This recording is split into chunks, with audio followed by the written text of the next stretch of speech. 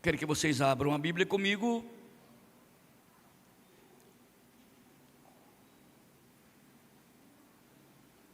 no livro de Eclesiastes, capítulo 1.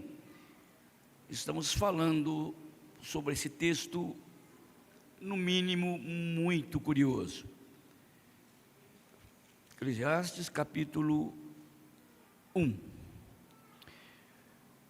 Falei na semana passada, a título de introito, de introdução, quem que estava pregando esse sermão? Ele é um pregador.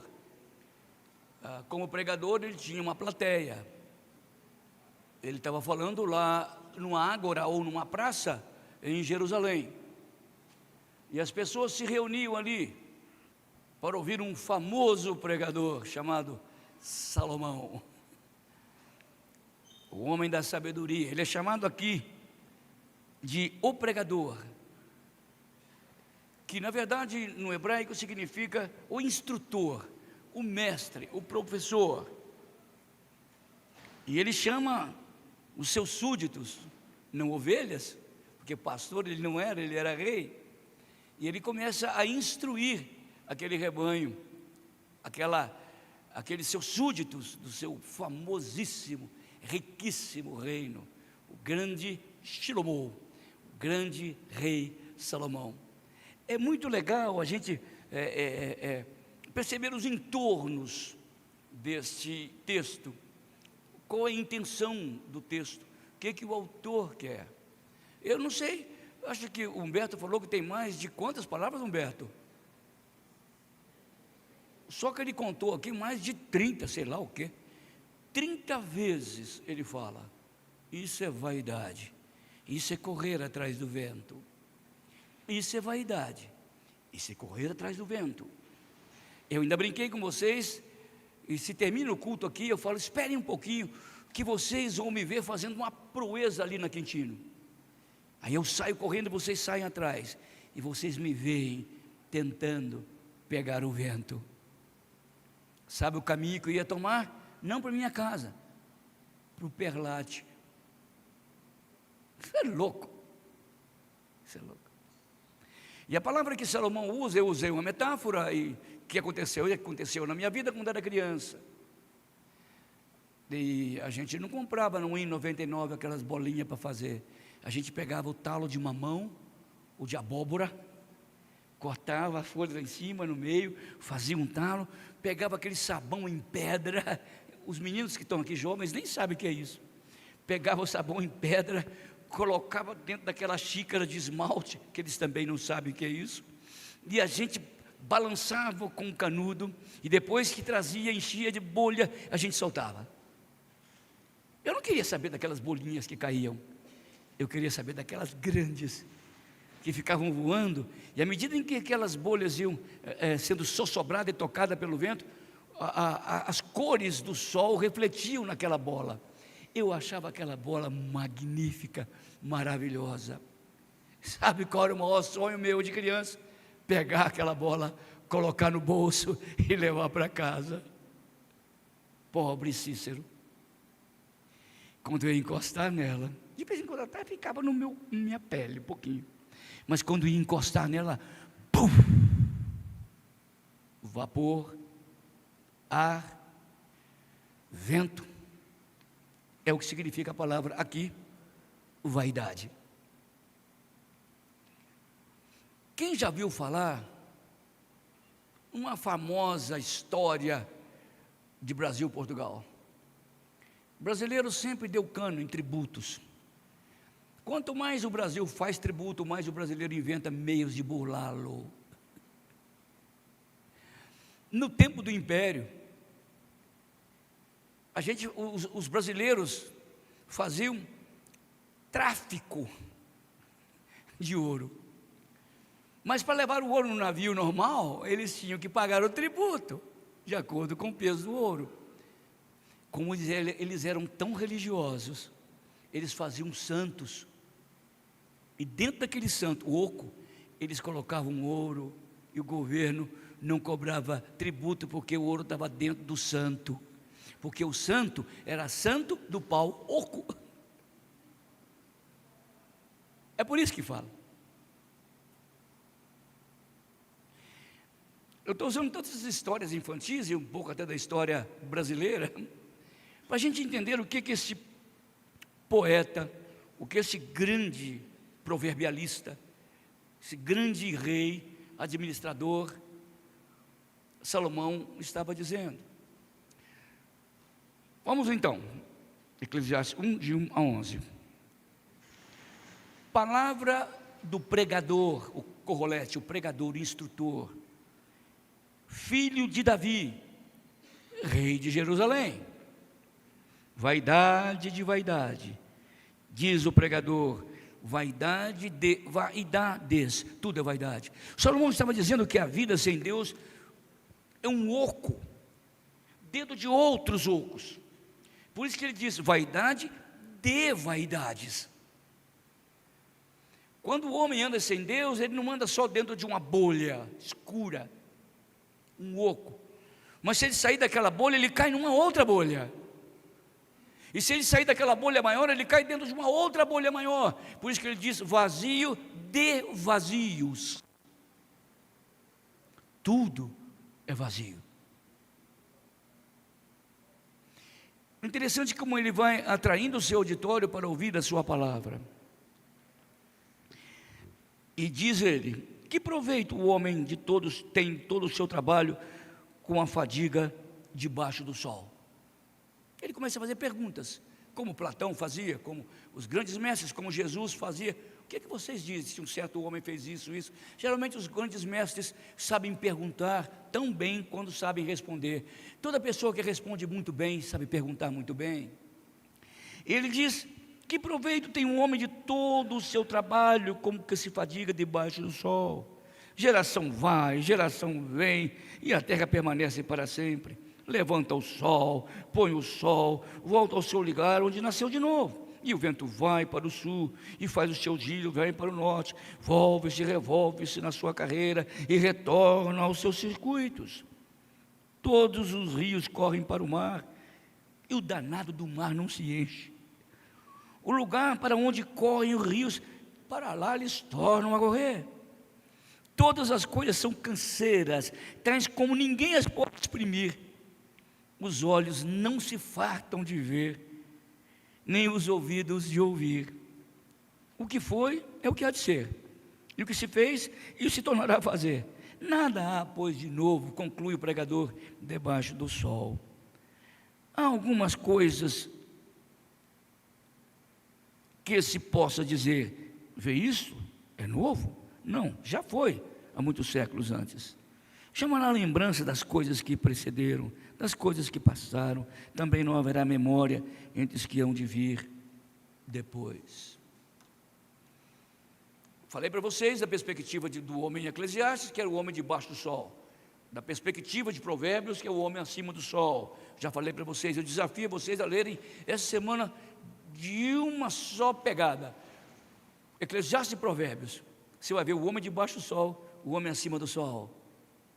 O homem que anda com Deus e o homem que anda sem Deus. O homem que vive numa bolha linda, colorida, maravilhosa, mas é bolha. E o homem que anda com destino à eternidade. Vocês vão perceber, se vocês conseguirem ler esses dois livros de uma vez só, que interessante a cabeça desse homem. É lógico, ele não está falando aqui do homem de Provérbios. Ele não está falando do homem que está acima do sol, que pisa na terra, vai para frente, progride, cresce, mas tem a cabeça no céu. Ele não está falando desse homem, ele está falando do homem da terra, que luta, que batalha, que casa, que tem filho, que gera filho, que fica velho, que toma remédio, que morre e fica dentro de uma bolha vazia. A primeira coisa que ele vai falar aqui é sobre uma coisa que está aqui no versículo 3. Que proveito tem um homem de todo o seu trabalho que se afadiga debaixo do sol? Existe uma doença, posso dizer, uma doença mesmo, é uma obsessão de um grupo étnico do Brasil, os japoneses. Eles enriqueceram muito o Brasil. E o Japão, se não me engano, ainda é a terceira nação mais rica do mundo, onde só tem pedra, não tem terra, só tem água. Aí a gente compra alga marinha, compra folha do mar, e a gente abre lojas, comida japonesa, minha neta adora japonês, a gente come água que eles vendem, alga marinha que eles vendem, folha verde, e eles enchem a gente, entopem a gente daquelas lojas japonesas. E a minha neta adora comer um japonês. Ela fez aniversário esses dias. Eu falei: Cecília, o que você quer? Eu quero um japonês. Não é um japonês, ele quer comer a comida japonesa que eles falam em São Paulo. Eu quero um japonesinho. O povo japonês é assim. Ele é um povo doente. Se você tirar o trabalho dos japoneses, eles morrem de tédio. Alguns brasileiros, se você colocar trabalho neles, eles morrem de angústia. O japonês é um workaholic. Essa é uma palavra que os americanos criaram e que ganhou todas as páginas do mundo inteiro. Todo mundo no mundo sabe que é um workaholic. É aquele que é viciado no trabalho. Ele tem a verdadeira obsessão pelo trabalho. Ele não consegue ficar sem trabalhar. Eu tenho pelo menos um amigo assim. Para variar, ele é judeu. E não consegue. Não consegue. Se ele está lá na praia, na casa dele de praia, que parece um avião, a casa dele literalmente, ele está lá e ele não consegue parar de trabalhar. Ele tem que abrir o computador e falar lá nos Estados Unidos e começar a ver quanto está a cotação do dólar, como é que ele vai fazer, como é que ele vai aplicar naquela empresa. Se ele parar, ele morre de tédio, ele é um viciado em trabalho, ele é um workaholic. Salomão está falando isso. Esse é o homem que é uma bolha. Esse é o homem que vive dentro de uma bolha e no meio de tantas outras bolhas, e ele não consegue sair, porque ele vive na vaidade. Agora vocês entendem o que eu estou falando. Ele nesse sentido, não no sentido cosmético, estético, mas no sentido realmente da palavra original hebraica. Havel, ele é um doente de tanto trabalhar. Salomão está dizendo que a vida com esse tipo de trabalho é um tédio.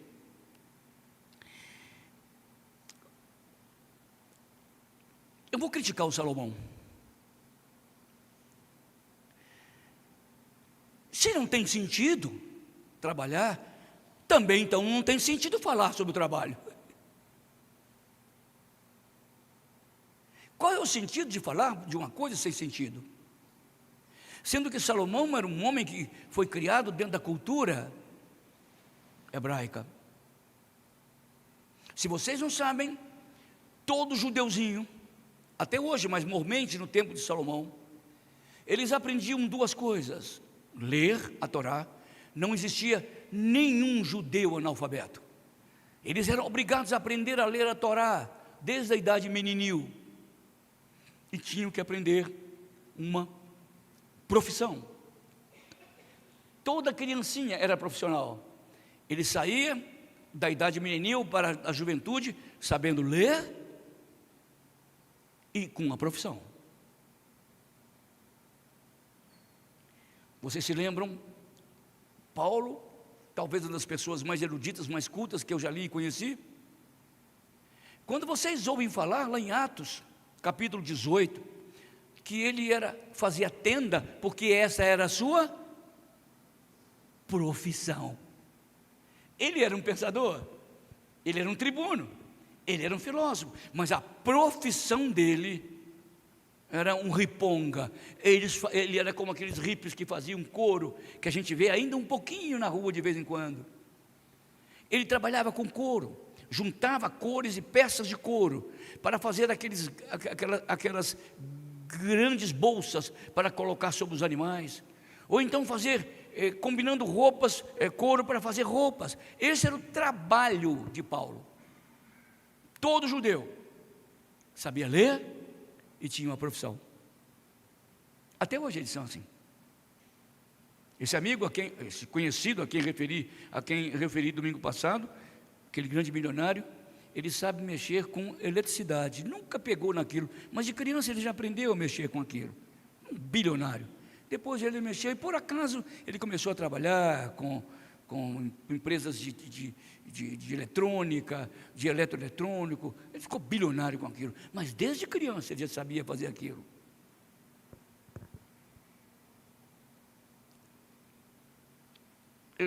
Vocês conheceram um homem muito famoso aqui no Brasil, chamado Antônio Emílio de Moraes, dono da Votorantim.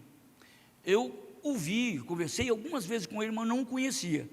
Mas eu conheci o seu irmão, o José Emílio de Moraes. Algumas vezes eu conversei com ele, tive a oportunidade de estar em alguns encontros da ACM, Associação Cristã de Moços, e ele ia muito na ACM, e a gente se encontrava lá. Eu falei, ô Zé, qual é o segredo da sua família? Ele falou assim, o meu pai é judeu, Moraes, ele é judeu português, ele é o cristão novo, que falava, o novo cristão. Quando o pai dele veio para o Brasil, o pai dele começou a trabalhar com uma empresa, e eu comecei, e meu avô começou a crescer, e meu pai começou a crescer com ele. Depois nós nascemos, eu e José e a minha irmã. Mas quando nós nascemos, papai começou a colocar a gente na empresa, ele já era muito rico. E nós não começamos na empresa lá em cima, nós começamos a limpar, fazer faxina nos escritórios da empresa. E depois da faxina, nós passamos para um outro patamar, e nós fomos crescendo. Eu e o Antônio, quando éramos adolescentes, fizemos a faculdade. Aí então o papai nos mandou para os Estados Unidos, para que nós fizéssemos engenharia.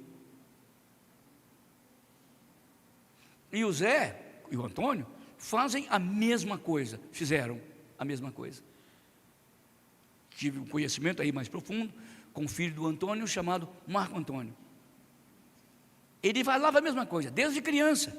O papai me colocava na fábrica, e ele me submetia aos empregados da fábrica. Lá eles tinham um chefe em cada lugar. Hoje, os filhinhos da mamãe, os reizinhos do papai, eles entram mandando. Trabalho. Para essas pessoas, isso tinha sentido. Mas como Salomão está falando que trabalho é vaidade,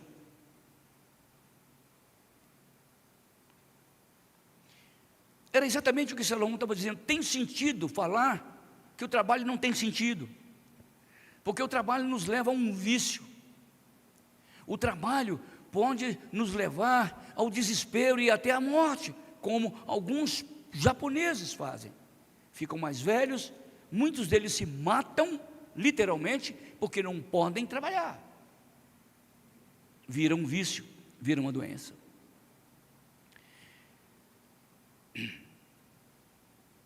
Se há um povo que trabalha com um sentido novo, diferente, é chamado os protestantes, os reformados, os calvinistas.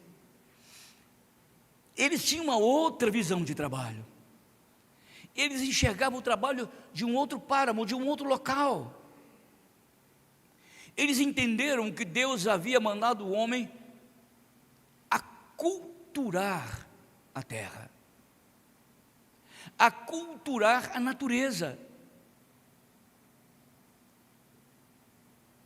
Quando eu dou aula de catecúmenos, os alunos ficam meio encabulados comigo. Eu pergunto na classe, qual é mais importante, vir na igreja ou no trabalho? Na igreja. Eu falei, não. Qual que é mais importante, cuidar da família ou ir na igreja? Ir na igreja. Não. Os calvinistas têm outra visão da vida com Deus. Primeiro, a glória de Deus. Esse é meu primeiro trabalho. Segundo, a glória da família.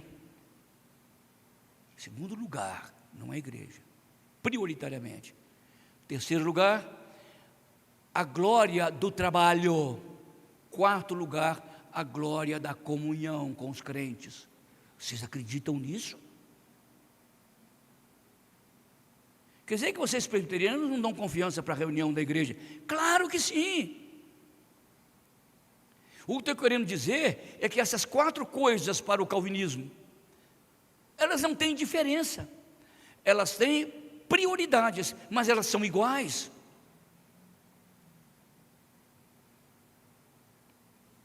Por isso que a gente não entende muitas vezes, eu estou falando sobre a vanidade, o buraco do homem no trabalho, e a diferença do homem que trabalha acima do sol.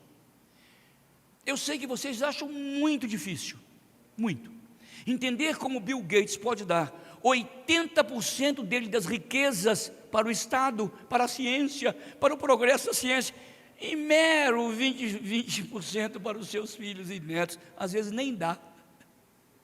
Por quê? Um bobo? Não, ele vem de uma visão protestante reformada.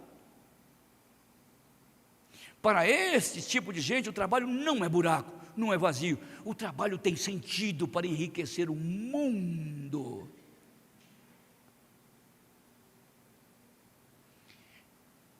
Às vezes eu faço uma crítica muito séria à igreja primitiva, muito séria. Desculpem, gente, eu acho Pedro, Tiago e João uns burros. Não estou falando que não são crentes, não é isso. Quando a igreja primeiro, o Espírito Santo desceu sobre a igreja, sabe o que esses fizeram? Venderam propriedades, venderam a casa, venderam o carro, vendeu a bicicleta que vale 45 mil reais, e chegaram a colocar aos pés de Pedro, Tiago e João. Eu pergunto, o que é que esses caras sabiam de administração de empresa?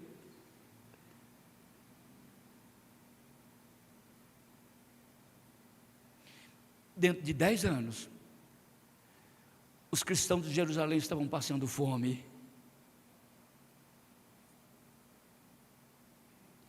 Eu costumo brincar dizendo, coloca isso na mão do Calvino.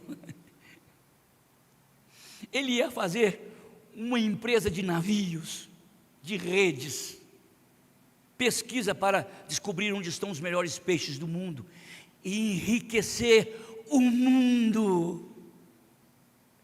Isso é que dá sentido ao trabalho do homem. Isso dá sentido ao trabalho para a vida. Eu tenho um amigo aqui, muito amigo meu, e ele é rico, amigo mesmo, trabalha muito. Agora os seus filhos já estão casados. Um dia eu encontrei com ele estava tratando os olhos lá numa clínica oftálmica. Eu disse, ô fulano, quando você vai levar a sua esposa para Paris? Ou para Cancún? Ou para Brotas? Quando? Ele ficou assustado, mas como? O que você está fazendo com esse mísero dinheiro? Cego, velho, barbudo, barba branca, vai morrer. E tomara que seus filhos gastem isso com suas noras. Tomara. Ele ficou assustado comigo. Não tem sentido isso. Eu não estou falando que você tem que esbanjar dinheiro e jogar fora, não é isso. Tem que saber usar com aquilo que é maravilhoso, que é bom, senão o trabalho é vaidade.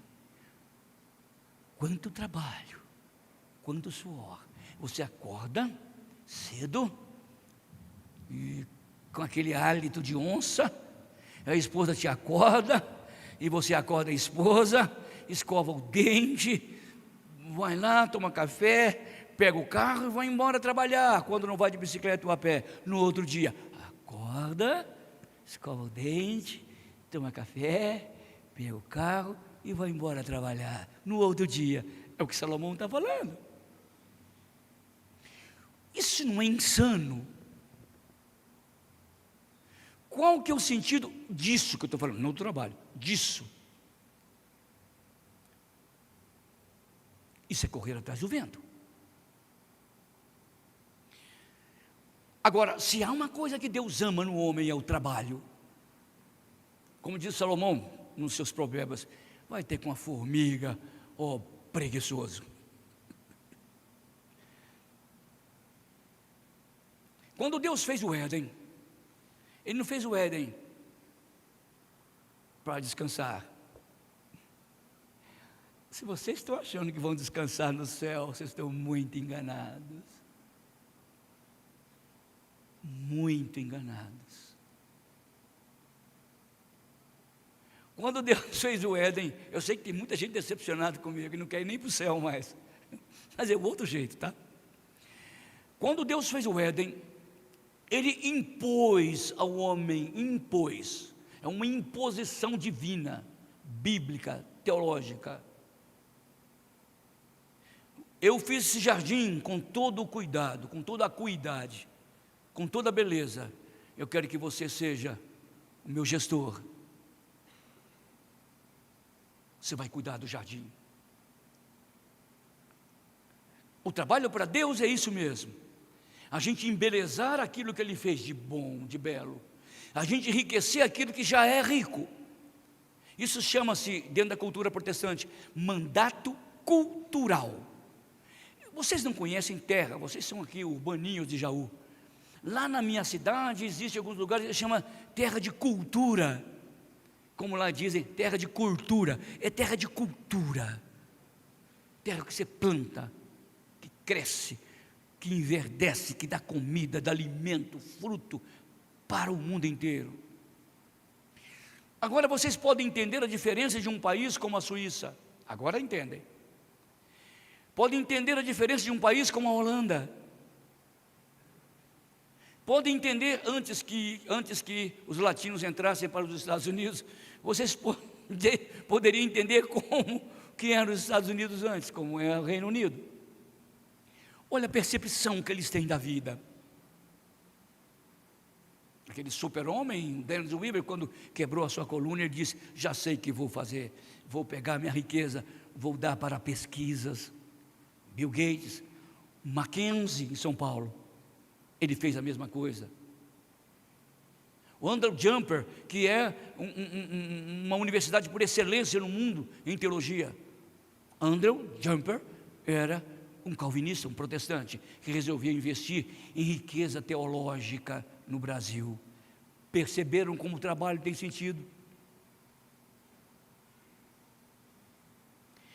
Olha o que Salomão diz: que proveito tem um homem de todo o seu trabalho, com que se afadiga debaixo do sol? É lógico, a Bíblia não propõe que você enriqueça e joga dinheiro fora. Isso é uma burrice. Aí nós vamos fazer como Pedro, Tiago e João. Dentro de pouco tempo, Paulo teve que reunir igrejas, olha bem, gentílicas. Capítulo 9 da segunda carta aos Coríntios, Paulo dizia: no primeiro dia da semana, reúnam e tragam as suas ofertas, para que nós possamos levar para Jerusalém. Você pegar aquele monte de riqueza, enche a pobreza de comida, e daí pouco tempo eles estão pobres e com fome de novo. Não estou falando que não tem que dar comida, não é isso. Vocês entendem o que eu estou falando. Eu vejo muitas lojas abrirem aqui em Jaú. Eu fico tão feliz mesmo, a Nedinha sabe disso. Não estou fazendo média, mas quando uma loja fecha, me entristece profundamente. Porque muitas famílias comiam dali e ali. E então Deus disse para Adão: você vai ser o meu gestor. Tem muita coisa que está aqui que você pode usar, e eu vou te dar habilidade e inteligência para você multiplicar. Tem muita coisa debaixo da terra, tem muita coisa no ar, tem muita coisa nas folhas, riquezas incalculáveis, que você pode pegar e usar. O que o homem faz com isso? Trabalha, escova o dente de manhã, pega o carro, vai embora, trabalha, e morre. É isso que Salomão está falando. Esse trabalho é abaixo do sol. Isso é buraco. Isso é vazio. Isso é bolha de sabão.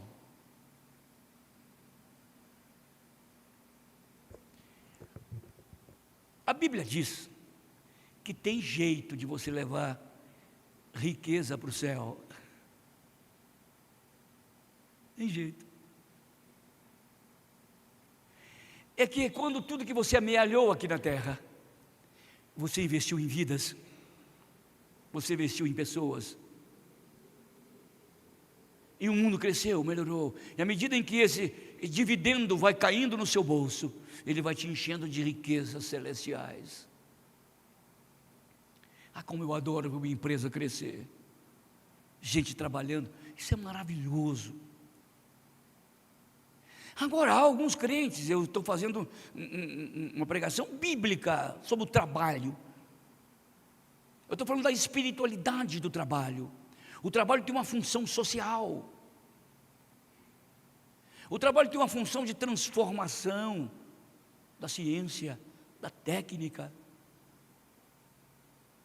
O trabalho tem uma função de adorar a Deus.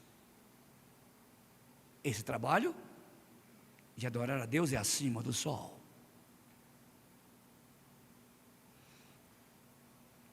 Honestamente, eu gasto mais ou menos hoje eu estou gastando menos horas, umas 6, 8 horas preparando um sermão. Parece que eu sei de cor. Não, eu estudo muito.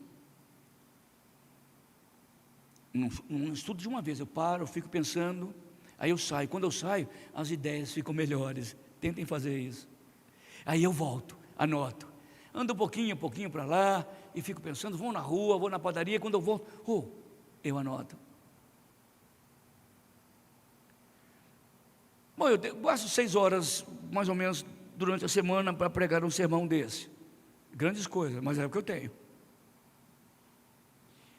Você gasta mais ou menos 6, 8 horas no seu trabalho. Deixa eu fazer uma pergunta como protestante, como calvinista, como presbiteriano. Qual trabalho é mais importante? Os dois são iguais.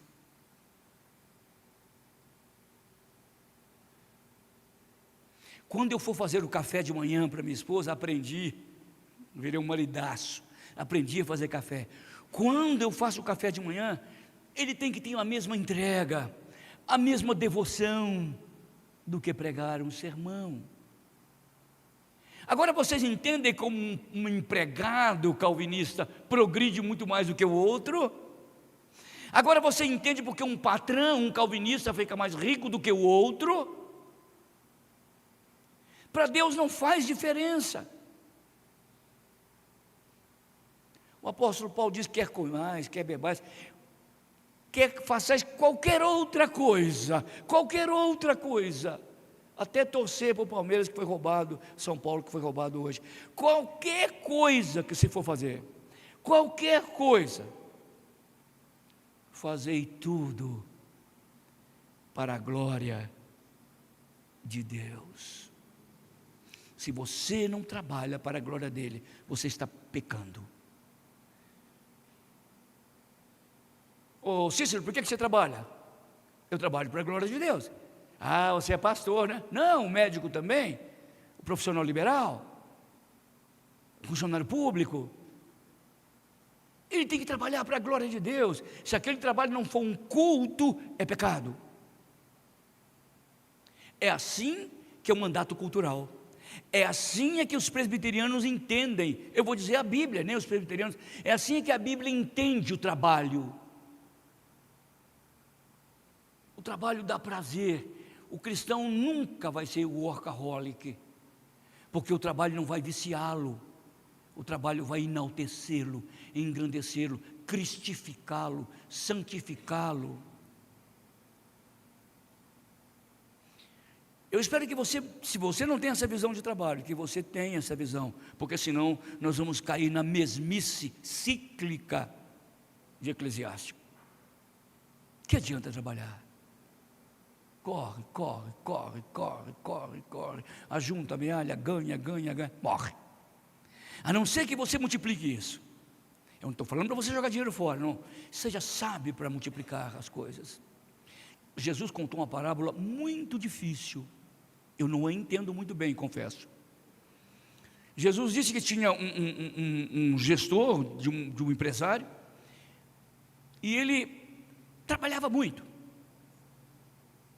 e o patrão multiplicou, triplicou o faturamento. E aí, ele pegava o dinheiro do patrão e emprestava para o outro amigo rico com um juro um pouco mais alto. Parece o Brasil, mas não é. Jesus estava contando essa história. E aí depois, o dono da empresa descobriu, chamou o cara e disse: vai embora daqui, tiro todo o seu dinheiro, você não tem mais nada. E aí o que ele fez? Foi ao encontro daqueles aos quais ele emprestou. E aqueles aos quais ele emprestou deram dinheiro para ele. Jesus está contando que é assim que tem que fazer. E Jesus estava dizendo: olha, eu não posso explicar isso, tá? Das riquezas iníquas fazei amigos, para que eles te recebam nos tabernáculos eternos, quando esta riqueza te faltar. Eu não sei em que dimensão Jesus está falando aquilo, eu não sou tão exegeta assim, mas eu sei que há maneiras que aparentemente são espúrias, e que de alguma forma Jesus está dizendo: esse cara foi esperto. O que ele está dizendo é o seguinte: não faça isso, mas faça o melhor que você pode com aquilo que você tem. Até para fazer o mal você tem que ser inteligente. É isso que ele está falando. Ele não está concordando, mas ele está dizendo: faça o melhor que você tem quando for fazer alguma coisa. Eu tinha um colega pastor, estou longe demais, vou contar, para com história. Tinha um colega pastor que ele teve um problema com uma mulher, ele era professor de psicologia no Mackenzie. E aí eu era presidente do presbitério, tivemos que afastá-lo. Ele morava lá no estado do Rio de Janeiro, na terra do Salvador Ganhoto. Eu tive que visitá-lo um dia. Falei: fulano, você transou com a sua mulher, com aquela mulher? Ele disse: não. Falei: você é um idiota. Não é que eu queria que ele fizesse isso.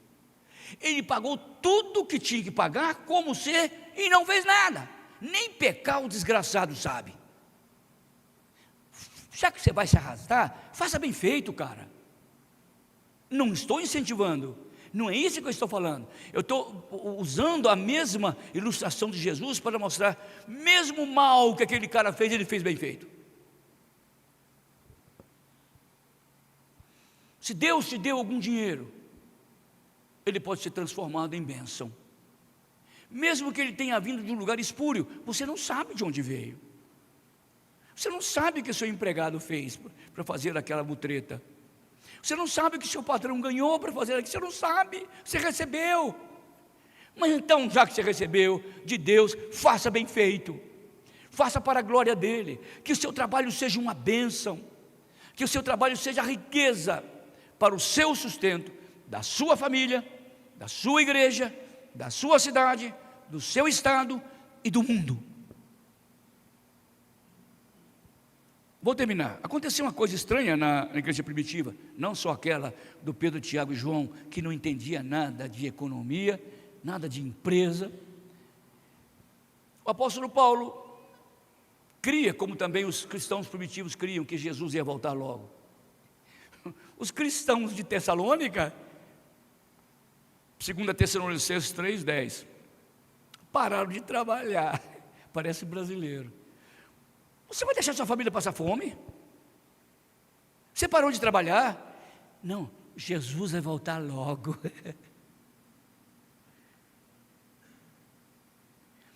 Trabalhe sempre, como se fosse o último dia da sua vida. Trabalhe sempre, como se Jesus voltasse agora. Trabalhe, trabalhe acima do sol. Trabalhe para a glória de Deus. Se enriqueça, enriqueça o mundo. Invista em seres humanos, em gente.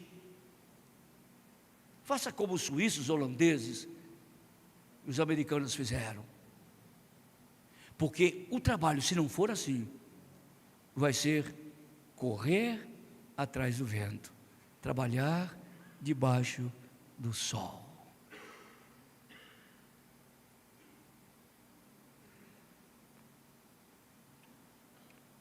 Como presbiterianos, nós temos a obrigação do trabalho.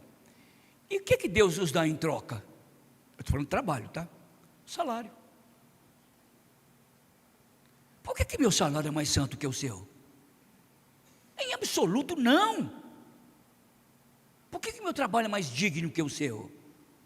É mais crente que o seu? Não. Quer comer, quer comais, quer vistais, quer bebeis, qualquer outra coisa, diz Paulo, fazei tudo para a glória de Deus.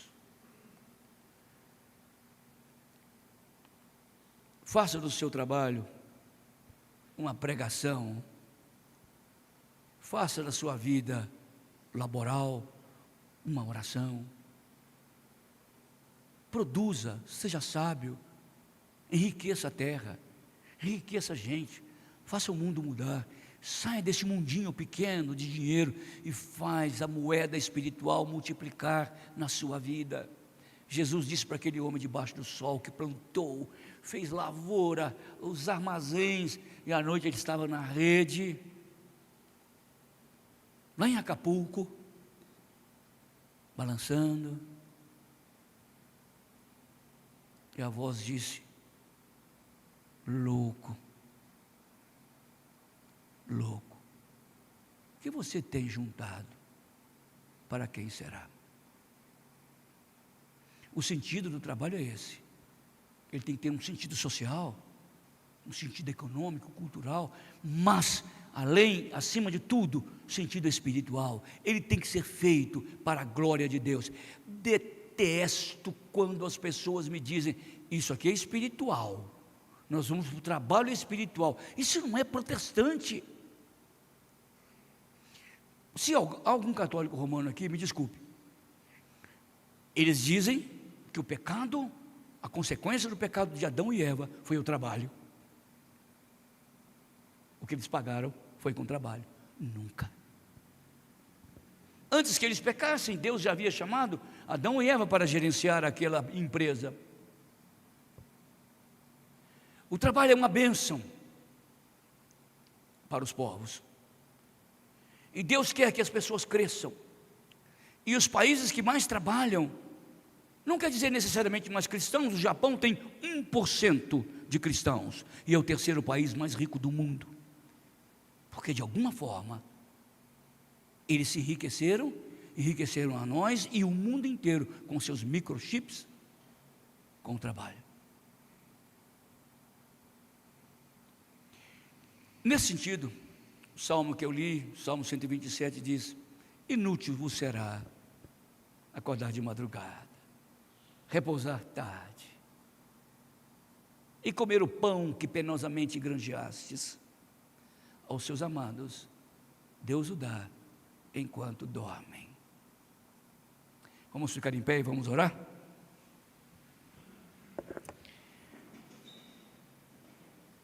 Pai, nós estamos indo para casa, estamos estudando, Senhor, a nulidade, a inutilidade, a futilidade da vida em quaisquer campos da existência, sem Deus, sem olhar acima do sol, sem investir aqui nas coisas de lá, sem pisar aqui na terra, sem olhar lá para cima. Oh Deus, ensina-nos a sermos sábios na administração dos bens que o Senhor colocou na nossa mão. Dá-nos destreza, maestria, sabedoria no trabalho, para que possamos recompensar a limitação da nossa vida com a criatividade do nosso trabalho, e que muitas pessoas venham se enriquecer e se abeirar no poço da sabedoria da nossa profissão. Queremos servir-te, Deus, com as nossas mãos, como servimos-te com o coração. Em nome de Jesus, o teu filho, que disse: meu pai trabalha até agora, e eu trabalho também. Em nome dele, amém.